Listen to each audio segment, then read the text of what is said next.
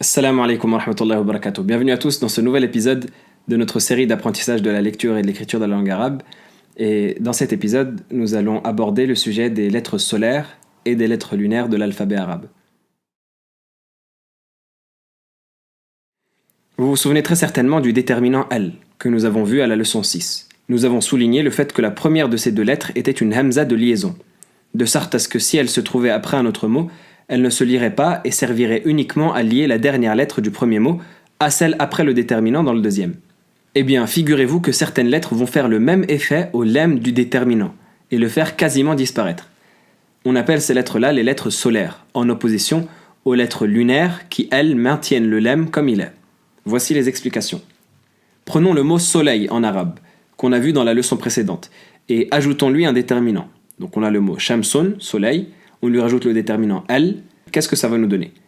Dans la lecture, on va passer directement du début du mot à la lettre shin sans prononcer le lem, tout en rajoutant une shadda sur le shin. Donc on ne prononcera pas al-shams, mais ash-shams.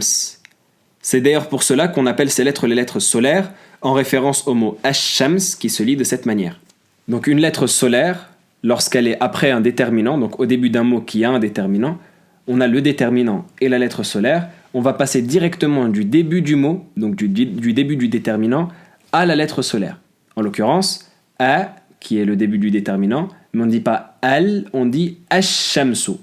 Et on n'oublie pas de rajouter la shadda sur la lettre du coup qui suit le déterminant, parce que le fait qu'elle ait occulté le lemme, ça lui donne une shadda, ça l'alourdit dans sa prononciation. Ash-shamsu, ash-shamsu.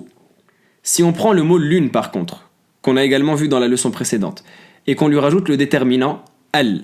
Donc on a qamarun qui est lune, on lui rajoute al. Qu'est-ce que ça nous donne? On lira le tout normalement, en prononçant à la fois le lam et le qaf, sans shadda.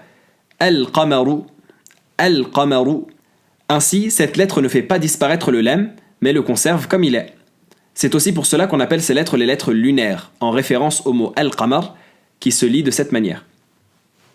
Voici la liste des lettres solaires et des lettres lunaires dans celles que nous avons déjà vues. Pour le reste de l'alphabet qui reste à venir, nous préciserons à chaque fois si c'est une lettre solaire ou une lettre lunaire. Comme ça, vous pourrez compléter votre liste petit à petit. Donc on a les lettres solaires, qui sont le ta, le tha, le dal, le dhal, le ra, le zay, le sin, le shin et le lam. Et les lettres lunaires, qui sont la hamza, le ba, le jim, le ha, le kha, le fa, le qaf, le mim, le waw et le ya. Nous allons maintenant nous exercer à lire différents mots avec des lettres solaires ou lunaires. Remarquez bien les détails. Le premier mot,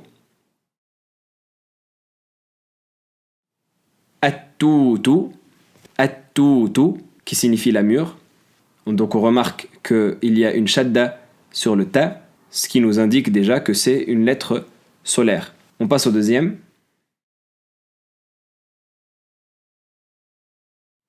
Al-barqu, al-barqu, qui signifie l'éclair. On remarque qu'il n'y a pas de shadda sur la lettre après le déterminant qui est le ba, donc ça nous indique que c'est une lettre lunaire. On passe au mot suivant.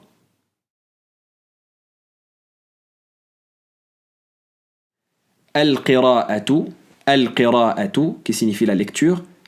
Toujours, on remarque qu'il n'y a pas de shadda, donc c'est une lettre lunaire. Et en plus, c'est le qaf, comme dans al-qamar. Le mot suivant.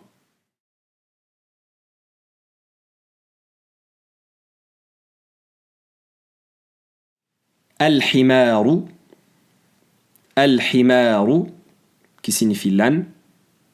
Toujours pas de shadda, donc c'est une lettre lunaire. Le mot suivant.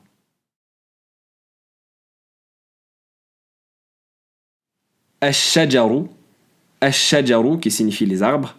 Donc on remarque la shadda, c'est une lettre solaire, c'est même le shin de shams. Donc on passe directement de la première lettre du déterminant à cette lettre-là en lui rajoutant une shadda, ce qui nous donne ash-shajaru et non pas al-shajaru. Et enfin, le dernier mot.